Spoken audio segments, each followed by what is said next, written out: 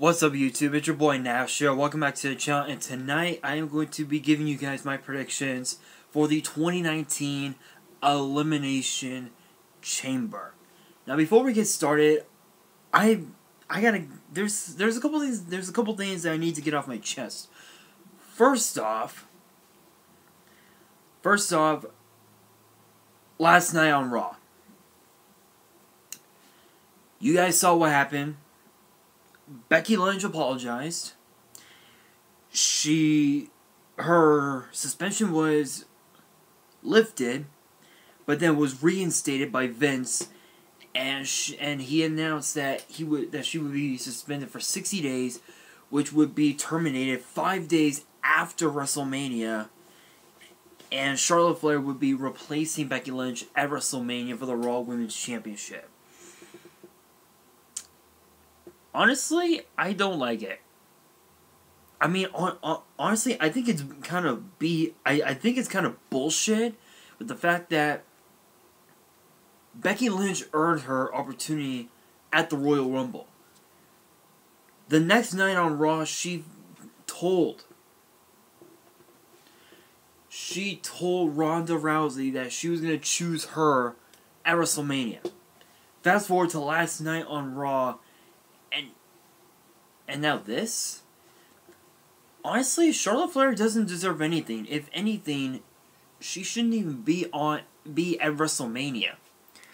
But then again, I'm not really holding my breath, simply because Becky Lynch will find a way to get back into the picture and prove that she is the man. So I think, but we'll see. And the second thing is, I want to give a big kudos, big mad props to Kofi Kingston for pulling off one of the most insane feats in history by becoming the 60-minute man. Kofi Kingston enters the gauntlet match at number 2 earlier tonight on SmackDown Live. Enters the gauntlet match at number 2 and lasts over an hour by defeating Daniel Bryan, Jeff Hardy, and Samoa Joe.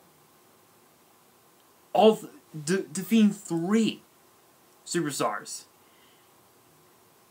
only to be tapped out by AJ Styles.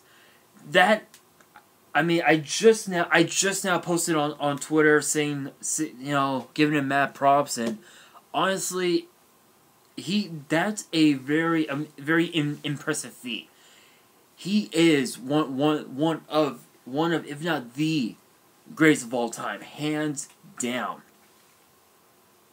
So with that being said, let's get into the predictions with one of the matches that was announced last night on Monday Night Raw, as Baron Corbin will go up against Braun Strowman. I'm gonna say right now, Braun Strowman wins. I'm calling it right now, Braun Strowman. You cannot go wrong with the monster among men.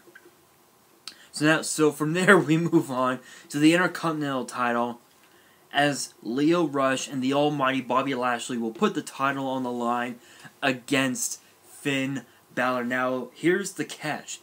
Finn Balor can pin either one of those two and still become champion. So it really doesn't matter who he pins. As long as he pins someone and becomes champion, that's all that matters. Definitely the odds are stacked against Finn Balor, but they're also stacked against Bobby Lashley, because he doesn't even have to be involved in the decision to lose the Intercontinental title. Finn Balor could pin Lio Rush and still become champion. You know, Lio Rush could pin Finn Balor and Bobby Lashley would retain. So it really doesn't matter. But if I had to pick, I would have to say Finn Balor. I mean, he is the extraordinary man who can do extraordinary things. I gotta go with Finn Balor. So speaking of the Raw Women's Championship, Ronda Rousey will put her title on the line against Ruby Riott. Now, it was actually announced over the weekend on Twitter, and honestly, this is probably the biggest match of Ruby Riott's career, simply because Ruby Riott hasn't had a title shot in over a year. So it'll be literally over a year that Ruby Riott has had a title shot. I mean, yes, she's had. I mean, yes, she has had a couple title shots here and there, but she's fell short. And this Sunday, I don't think it'll be any different because we also know that Charlotte Flair will be at ringside to watch the match, and honestly, I really don't see Ruby Riott winning the title anytime soon. So I gotta go with Ronda Rousey. So from there we move on to the Cruiserweight Championship as the Juggernaut Buddy Murphy puts the title on the line against Akira Tozawa, who last week on 205 Live actually won a Fatal 4-Way elimination match to become the #4 contender. He outlasted Cedric Alexander, Hideo Itami, and Humberto Carrillo to win the opportunity. And I was just watching 205 Live just a moment ago, and I want to state the fact that Akira Tozawa made a reference to Neville. If you guys do not remember Neville, he called himself the King of the Cruiserweights and actually became one of the longest reigning Cruiserweight champions of all time. Holding on to the title for literally 9 months, which is honestly impressive, which is absolutely impressive. So he made a Neville reference, who has signed with this new promotion called AEW, All Elite Wrestling. I don't know much about it, but I do know that Y2J, Chris Jericho is in there, Cody Rhodes is in there, even Kenny Omega, which is kind of weird because I heard rumors that Kenny Omega was gonna get signed to an NXT contract, which would have been awesome. I definitely would have saw Kenny Omega. I would love to have seen Kenny Omega versus Tommaso Ciampa for the NXT title. That would have been a match. But with that being said, honestly, I really don't see Akira Tozawa winning the title. I gotta go with the champion, Buddy Murphy. And speaking of the Elimination Chamber, we move on to the first of 2 Elimination Chamber matches.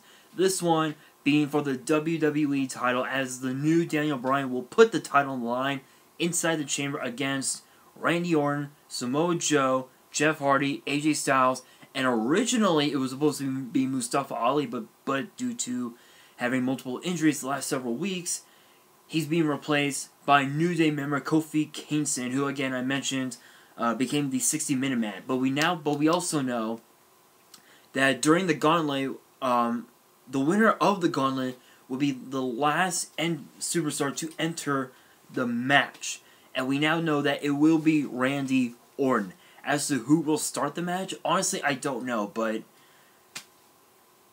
this is probably the biggest match of Daniel's career, because Daniel Bryan has completely disrespected the legacy of the WWE Championship by throwing the original one in the trash and replacing it with the brand new title that's made of hemp. I don't know, but if you guys have not seen it, I will try to pull it up via Instagram. Give me 1 second. But anyway, so Daniel Bryan is in a very interesting spot, because he'll be because there is no champion's advantage. Literally, there is no advantage for Daniel Bryan. Give me a second here. I'm literally on Instagram right now trying to find the photos. Here we are. Alright, so this is what the new WWE Championship looks like. Yeah, that is the new championship. Apparently it is made of apparently it's supposed to have been made of hemp and some sort of oak wood or something like that. But I want you guys to comment below and let me know what you guys think about this. And honestly, I find it disrespectful. I mean, he threw away the legacy of the WWE Championship with this version. With this version. Honestly, I think it's wrong. I think it's utterly disrespectful. But with that being said, I really don't see Daniel Bryan retaining. I think after what we saw, after what we saw with Kofi, earlier tonight on SmackDown Live, I could definitely see Kofi Kingston finally, after 11 years, become champion. And so from there we move on to the SmackDown Tag Team titles, as yes, The Miz and Shane McMahon will put the titles on the line against the Usos. Now, honestly, honestly, you know what? I'm just gonna go and say it, the Usos, because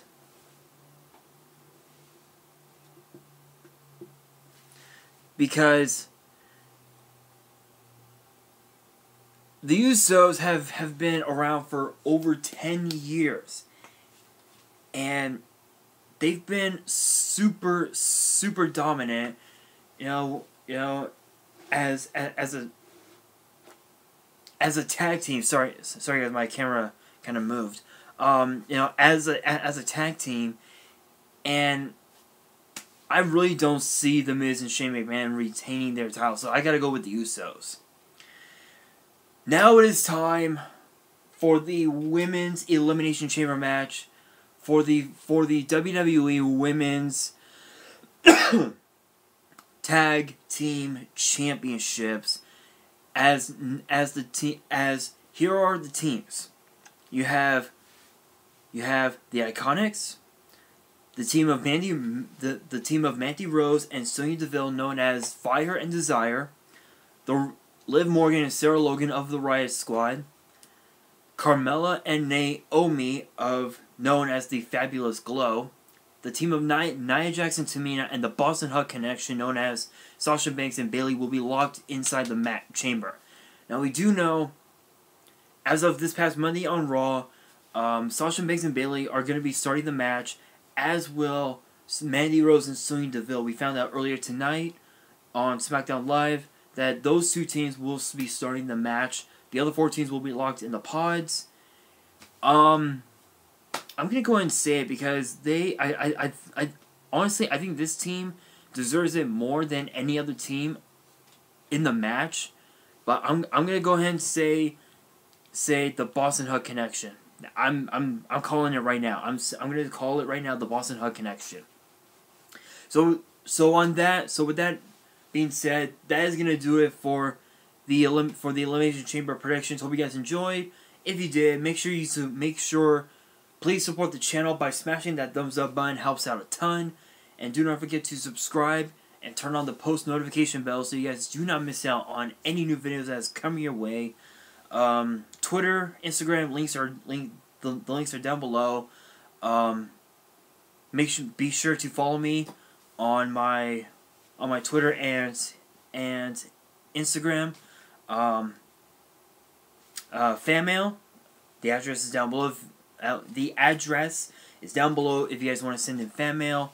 And on that, this is your boy Nash here, signing out.